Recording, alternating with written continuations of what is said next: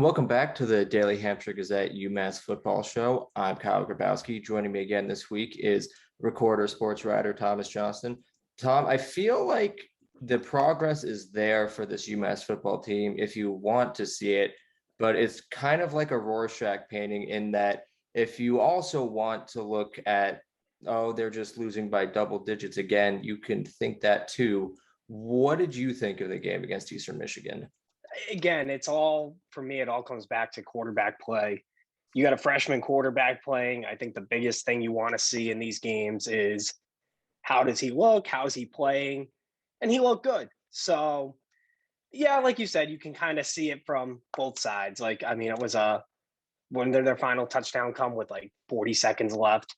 So it was a 3-score game, basic most of the game, 2-3-score game.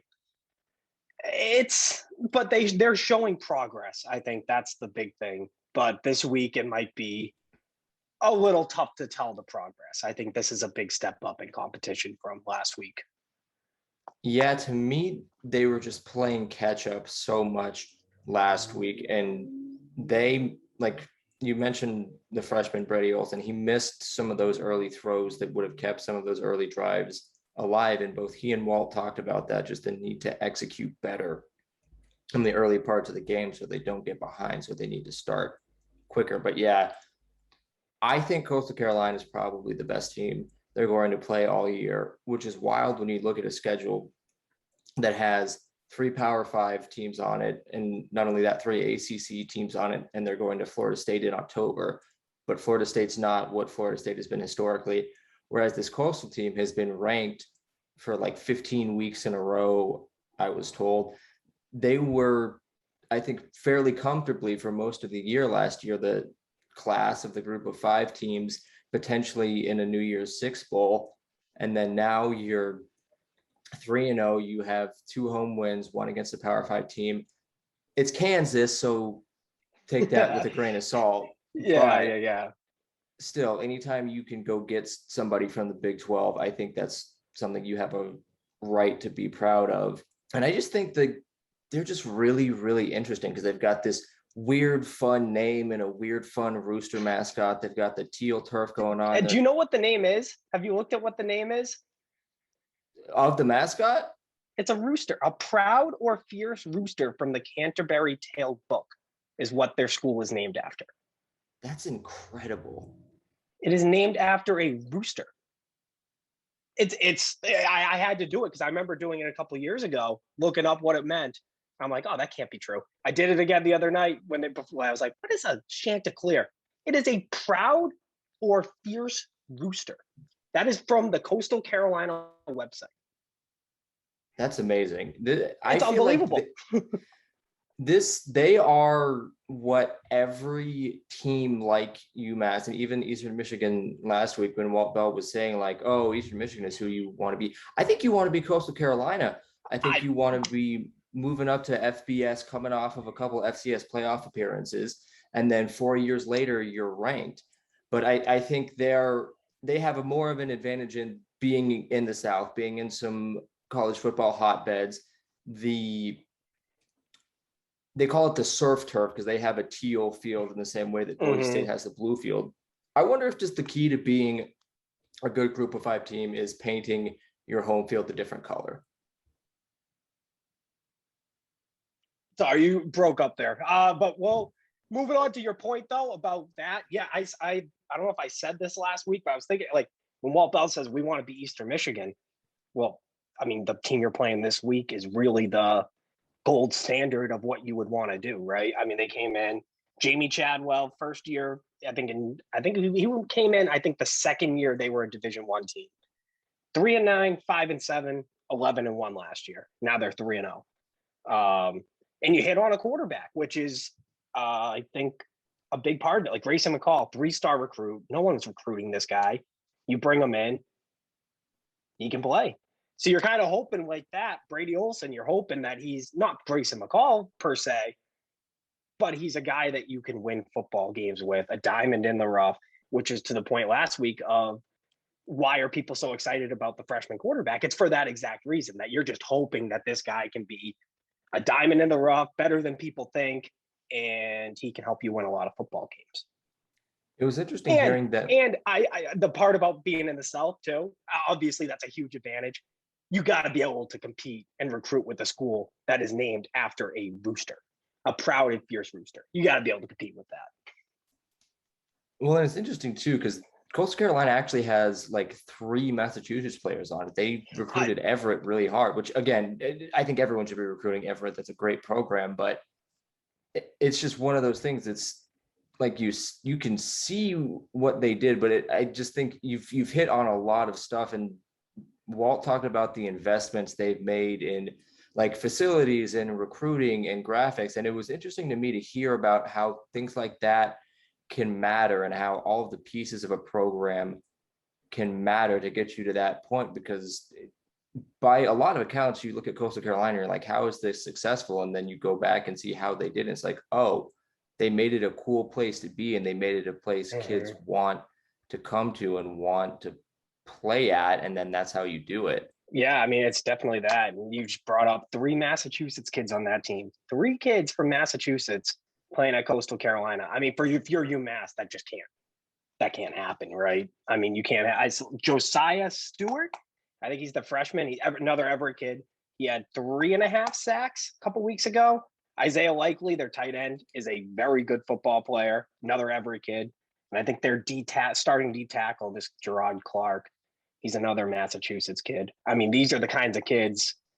If you're UMass, you need to be looking at this like, if they're not going to BC in this state and they're good enough players to play for a ranked team, these are the kids you need to be getting into your program.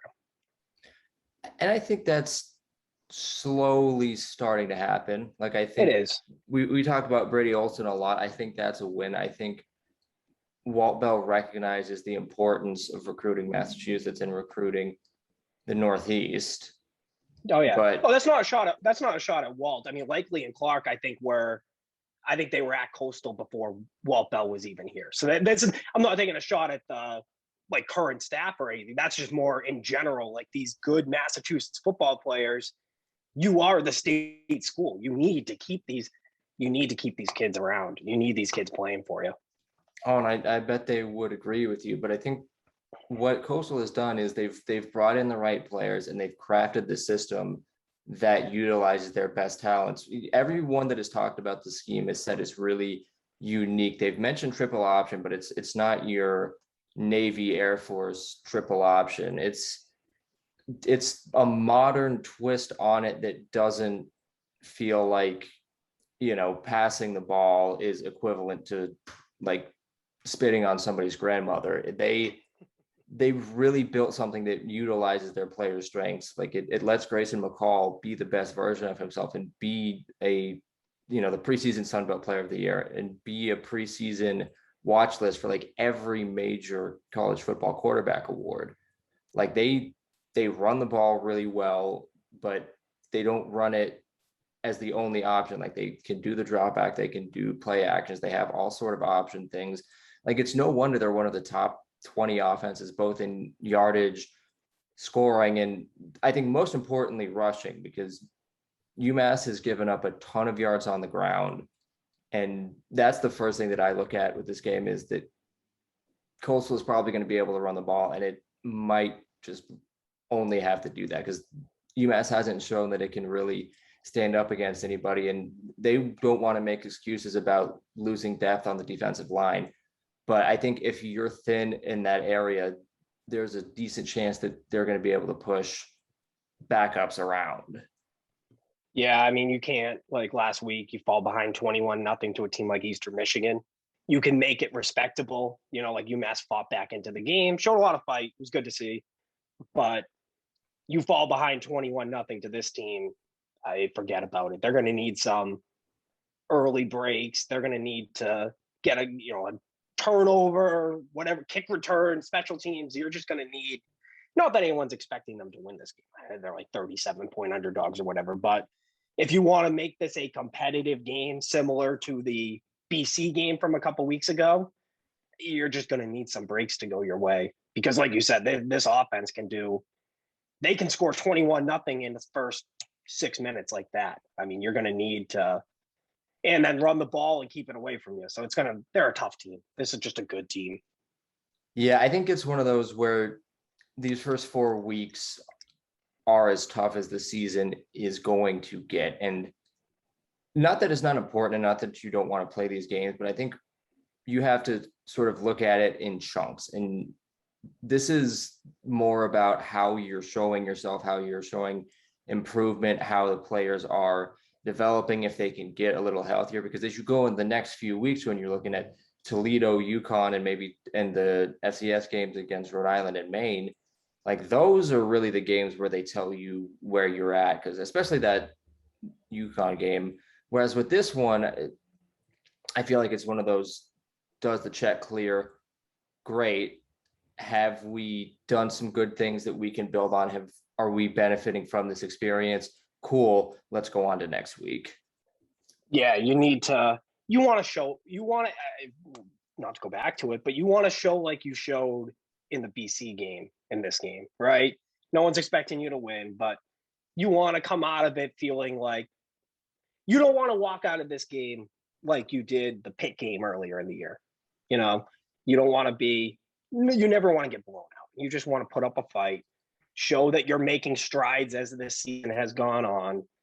And like you said, build for Toledo will be tough next week, but the UConn game is, I think, the big one. I mean, that's the one, not looking too far ahead, but look at all the stuff going on in that program. That's going to be one that UMass should be very, very, very competitive, if not the favorite in that game.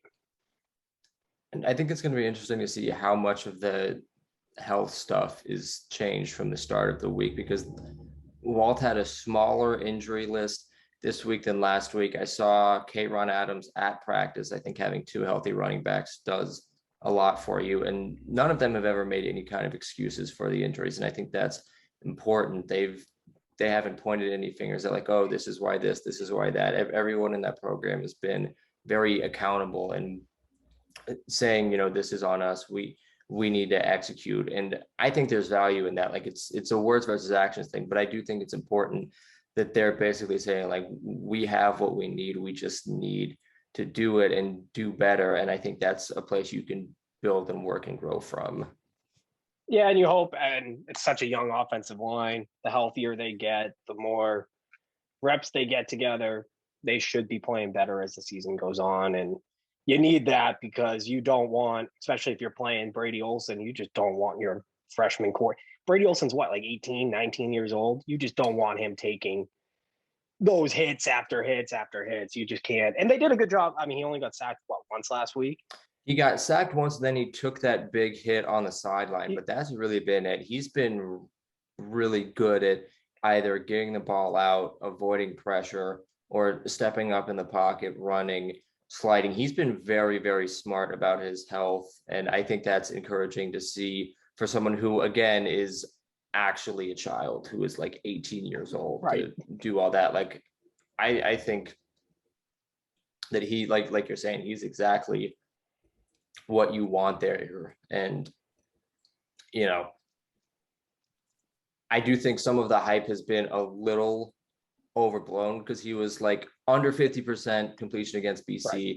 He missed some of those throws, but again, it's one of those things. It's all found money. Like anything you can get from him in a positive direction is like an investment that's going to grow later, because then he's making these mistakes now. He's going to learn and grow from this now. And then, he's going to be really different in 2 weeks than he is this week. Yeah, and that's exactly it. You want to see flashes, which he's shown. You're not expecting him to go in there and light it up against Coastal Carolina and throw for 400 yards. But if he's making, like you said, the little things, stepping up in the pocket, avoiding the rush, and let's be honest, it's not like he's working with this is in Alabama in terms of skill position guys and all that or anything, so it's going to be a work in progress. They got young guys literally all over this team. And as the year goes on, like any young team, you just want to see them take stride, take a step forward, take a step forward, take a step forward. So this week, I think it's just about that, just showing well, taking a step forward, looking good in this game. Not good, but looking respectable. I think that's all you can ask for. And then, like you said, then Toledo will be tough. But then after that, those are the games you need to be. Those steps need to be taken, and the progress really needs to be shown in a couple weeks. I think it's worth noting too, this is going to be Olson's first road start, and it's the first on-campus road game they've played. But we asked Brady Olson about it, and he was like, yeah, you know, playing at home is nice, but the best feeling in the world is going on the road and silencing a crowd. Whether they're going to do that is going to be a high degree of difficulty, but just that he has that mentality, I think should really be encouraging.